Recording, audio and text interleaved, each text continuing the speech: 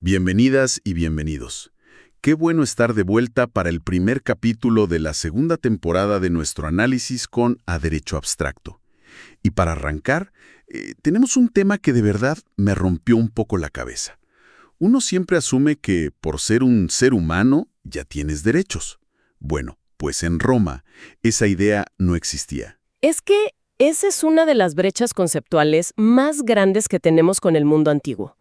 Damos por hecho que la ecuación ser humano igual a sujeto de derecho es universal, pero es una idea muy reciente. Totalmente. En Roma, tener capacidad jurídica plena, digamos, no era la regla, era la gran excepción, el privilegio máximo. Justo. Y esa es la misión de hoy. Vamos a desglosar esa pirámide.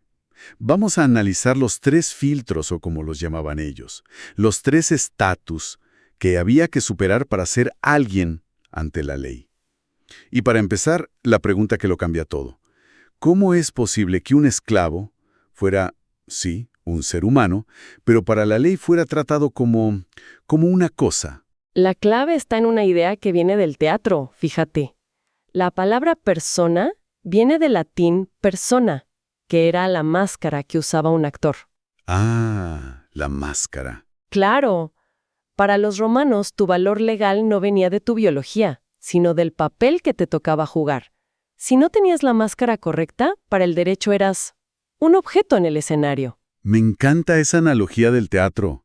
Entonces, si esto es una carrera de obstáculos, empecemos por la primera valla, la más alta, la más brutal, el status libertatis, el estado de libertad. Exacto. Aquí la sociedad se partía en 2 de una manera radical. El primer corte era entre hombres libres y esclavos. Y ojo, esto no fue una invención romana. ¿Cierto? La esclavitud era una institución del jus gentium, el derecho de gentes, algo tristemente común en casi todos los pueblos de la antigüedad. Y jurídicamente, la definición era desafortunada, ¿no? Totalmente. El esclavo no era un sujeto de derecho, era un objeto, una res, una cosa. Una cosa que piensa, que siente, pero al nivel de una mesa. O sea que no podía tener propiedades, ni familia legal, nada. Nada, absolutamente nada. No tenía patrimonio, su unión con otra esclava era un simple contubernium, un concubinato. Y los hijos seguían la condición de la madre, me imagino. Siempre la condición de la madre. No podía ir a juicio, era en esencia un instrumento que habla, en manos de su amo. Qué fuerte. Y pensar que podías terminar así solo por nacer de una madre esclava. Ahora, había una salida. O sea, ¿la manumisión era algo real o una fantasía? Esa es una pregunta excelente, porque ahí se ve el pragmatismo romano. La manumisión, que era el acto del amo de liberar al esclavo, existía, y no era tan rara. Pero, y aquí viene el detalle, había niveles de libertad. A ver, ¿cómo que niveles de libertad? ¿O eres libre o no lo eres o no? No para los romanos, no. Estaba por un lado la manumisión solemne. La oficial. La oficial, la que se hacía con todo un ritual, frente a un magistrado, en el censo, por testamento. Esta era la que valía oro. ¿Por qué? ¿Qué te lava? No solo te daba la libertad, de un plumazo te convertía en ciudadano romano. Wow. O sea, de objeto a ciudadano, un salto gigantesco. Total. Y luego estaba la otra. La menos espectacular, supongo. Mucho menos. La no solemne. Podía ser una carta, una declaración frente a amigos. El problema era que solo te daba una libertad de hecho. ¿Qué significa eso en la práctica? Que vivías como libre, pero legalmente seguías bajo la potestad de tu amo. O sea que te la podía quitar. En cualquier momento.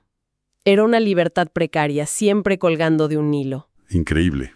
Una libertad condicional. Bueno, supongamos que alguien tenía suerte. Era libre. Superó el primer muro. Pero la carrera no terminaba ahí. Ser libre era solo el primer paso, ¿verdad? Exacto. Aún faltaba el segundo muro. El status civitatis, la ciudadanía.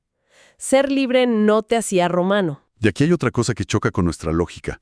Porque hoy en muchos lugares naces en un país y eres ciudadano. El jus soli, el derecho de suelo. Eso. Pero en Roma no. No, en Roma la regla era el jus sanguinis, el derecho de sangre.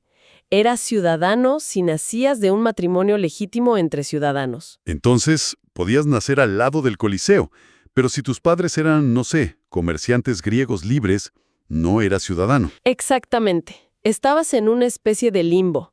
Antes del siglo III, la mayoría de la gente libre del imperio, de hecho, no era ciudadana. ¿Y qué eran entonces? Había dos categorías principales: los latinos, que tenían algunos derechos comerciales, y luego los peregrinos, que eran todos los demás extranjeros. O sea, la gran mayoría. La inmensa mayoría.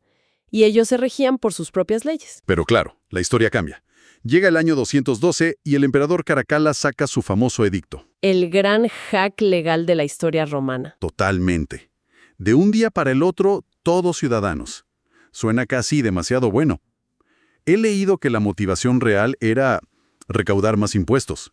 Diste en el clavo. Rara vez estos actos son pura generosidad.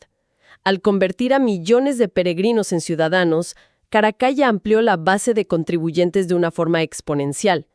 Ciertos impuestos, como el de herencia, solo aplicaban a ciudadanos. Claro, más ciudadanos, más dinero para el Estado. Siempre hay que seguir el rastro del dinero. Fue una reforma fiscal disfrazada de concesión de derechos. Aún así, el impacto social tuvo que ser tremendo, ¿no? Cambió el paradigma, unificó jurídicamente el imperio. Y a partir de ahí, este segundo filtro, el status civitatis, perdió casi toda su importancia. Porque ya casi todos los libres eran ciudadanos. Exacto. Pero eso nos lleva, inevitablemente, al último filtro, el más sutil y, para mí, el más sorprendente. Aquí es donde ya la cabeza empieza a explotar. A ver, recapitulemos. Somos libres y somos ciudadanos. Ahora sí, tenemos todos los derechos, ¿correcto? Pues no. ¿No? Y aquí entra el status familiae, la posición dentro de la familia. Y con esto volvemos a la paradoja del general que no es dueño de su propia espada. Expliquemos esto porque es la clave de todo. Mis alumnos siempre se quedan en silencio en esta parte de la clase. Es que choca con nuestra idea de individualismo. Hay que entender dos conceptos opuestos, sui iuris y alieni iuris. A ver, El sui iuris, que significa de propio derecho, era el único sujeto con capacidad jurídica plena. El único. ¿y quién era esa persona? El pater familias, el jefe de la familia. Era el único que cumplía los tres estatus: libre, ciudadano y, fundamentalmente, no estaba sometido a la potestad de nadie. ¿Y todos los demás? Iuris, de derecho ajeno. Cuando dices todos, ¿te refieres a los hijos, la esposa, los nietos? A todos. Podías ser un senador de 50 años, pero si tu padre de 80 vivía, tú eras un alieni iuris. Estabas bajo su patria potestas. Y eso significaba que, legalmente, Significaba que cualquier cosa que ganaras o adquirieras, tu sueldo, el botín de guerra, una herencia, no era tuyo. no me digas. Ingresaba directamente al patrimonio del pater familias. Legalmente, el hijo era una extensión del padre. Es una locura. Entonces, nuestro general victorioso, con poder de vida o muerte sobre sus soldados... No era dueño ni de la tienda de campaña donde dormía. ¡Qué paradoja! El poder público y la capacidad legal privada en dos universos distintos. Has dado en el clavo. La independencia no llegaba con la edad. Llegaba con la muerte del pater. ¿Solo ahí? Solo ahí los hijos varones se convertían en sui iuris. Era un sistema para proteger el patrimonio familiar, para que no se dispersara. Claro, una lógica económica más que afectiva. Y una pregunta. ¿Qué pasaba con las mujeres? ¿Una hija que quedaba huérfana se convertía en sui iuris?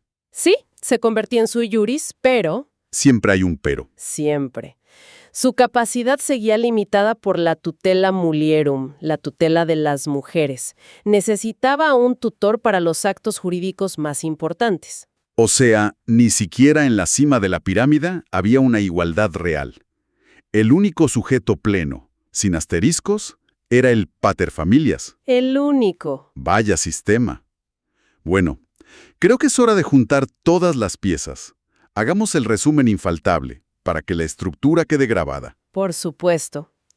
Para recapitular, si alguien en Roma quería saber si tenía capacidad jurídica plena, debía superar 3 filtros. El primero. Primero, el status libertatis. ¿Soy una persona libre? Si la respuesta era no, fin del juego, era un objeto. Ok, segundo filtro. Si era libre, venía el status civitatis. ¿Soy ciudadano romano? Si no, su capacidad era limitada. Y el último, el definitivo. El status familiae.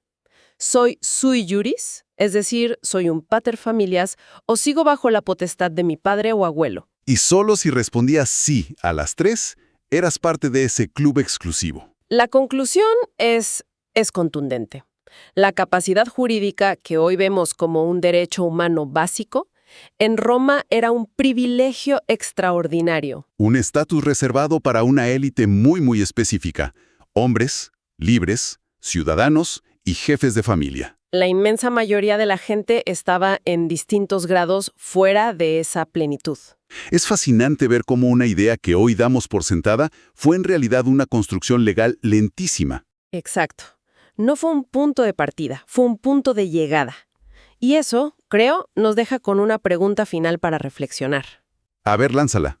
Si esta idea romana de que solo unos pocos merecen plenos derechos nos parece hoy tan bárbara, ¿qué conceptos legales o sociales que hoy aceptamos como normales les parecerán a las futuras generaciones dentro de 1000 años igual de extraños o injustos?